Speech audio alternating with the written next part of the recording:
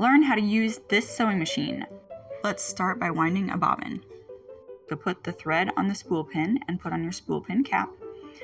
Then you're going to wind the thread through the thread guides as shown.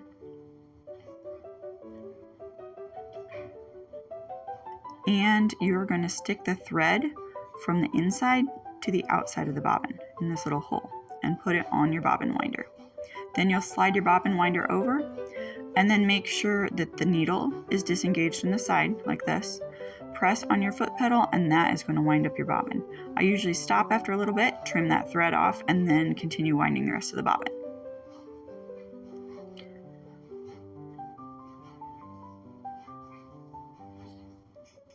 Once it is done, trim your thread and remove the bobbin from the bobbin winder. Then you're going to re-engage the needle with a button on the hand wheel, and we are going to thread our machine. You're going to redirect the thread on the thread guides going through the machine as shown. If you can't see your take-up lever, turn the hand wheel towards you. This will also move the needle, and it should bring that take-up lever up so you can put the thread through that. Continue guiding the thread through all the rest of the thread guides.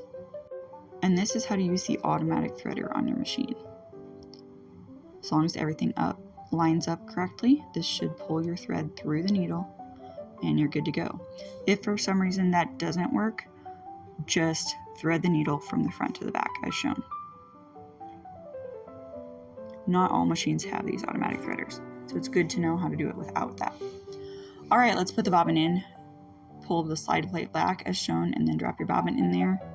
And then you're going to slide that thread underneath the little metal piece on the edge of that bobbin case. Now to bring that thread up to the top, let's grab that top thread, turn the hand wheel, and the needle is going to go down and then back up. This should grab that thread from the bottom and pull it up. Shut the slide plate.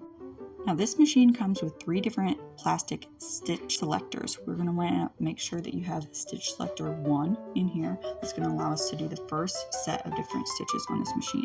Make sure you have it on straight stitch before you change stitches. And let's start with stitch A here, which will allow us to do this variety of stitches here. If we leave it on a straight stitch as shown, then we will just sew a straight stitch, and then you'll set your stitch length between 2 and 3. Put your fabric under the presser foot, lower your presser foot, and then press on your foot pedal.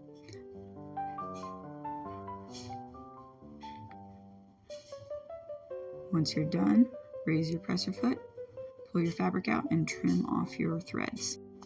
Now let's switch to a zigzag stitch. Now as you'll see, the first time I tried to do this, I realized something was wrong, and I realized I did not have my stitch selector in correctly. So I put my machine back on a straight stitch, then shoved it down further till it was in correctly, and then shut that again. Now we can switch to a zigzag stitch and actually sew a correct zigzag stitch.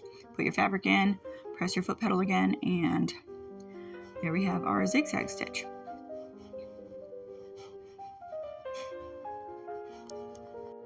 Much better.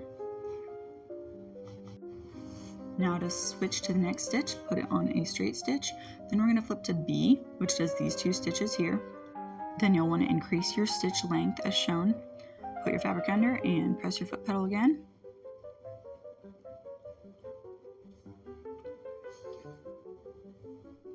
And this is what that stitch looks like. It's actually a stitch used for a blind hem. Now we're going to switch to this blue notch on our machine to show what the other stitch looks like. So this is the second B stitch. This one takes a little bit longer and is a stretch stitch, so it can be used on knits and other stretchy fabrics. And here's what that stitch looks like. These are just some of the stitches you can do with this machine. Hopefully this helps as you start learning to use this machine. Happy sewing!